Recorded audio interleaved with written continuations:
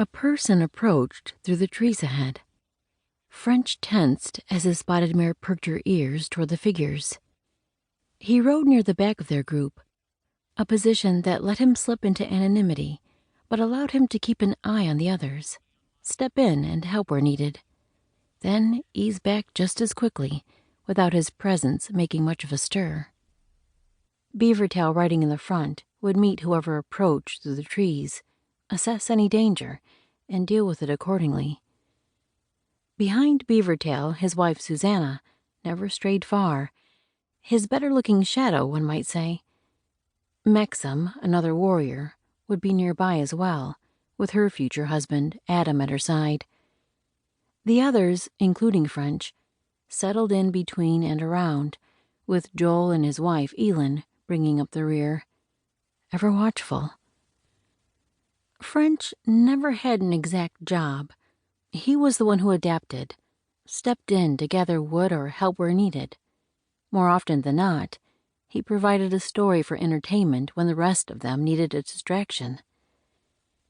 He'd never planned for his life to be so haphazard, without focus or any kind of real plan.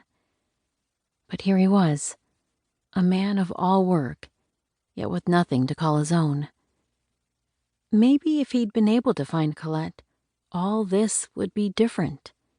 His entire world would be different. Happy. His purpose had always been to please her, because a smile on her sweet face filled him up like an overflowing canteen. The day he'd lost her, he'd lost his purpose.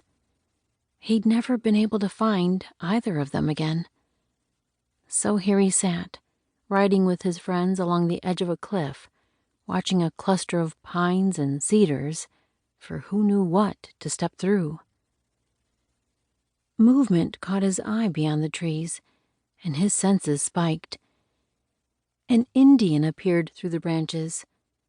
Not really a surprise out here in the mountain wilderness, yet these braves wore the markings of the Blackfoot tribe, and the Blackfoot had a reputation as a bully among the mountain tribes. Not Beavertail, though. He was Blackfoot, at least half, though to look at him you'd never know his father had been English. But the man never took up arms without just cause, which only showed you could never judge a person according to his nationality. Better to judge by each fellow's own actions, and be cautious. In front of him, Caleb's big frame blocked the sight of the oncoming riders for a moment. But when the trail shifted again, French saw the strangers had multiplied to 6 now. The 5 in front were definitely Indian, probably Blackfoot. But the man in the back appeared white, although the slouch hat he wore, pulled low over his face, made it hard to see more than pale skin. The fellow's lean form seemed almost wiry, but French could tell little more than that with the bulky buckskins. French's pulse picked up pace. A Frenchman, maybe. The few trappers they'd met west of the Missouri had been part of the Hudson Bay Company, the sorry lot, and only half had spoken his native tongue, the rest being of British descent, a likely possibility since that country had won ownership of the Canadian colonies. But still, what he wouldn't give for a conversation in his mother language.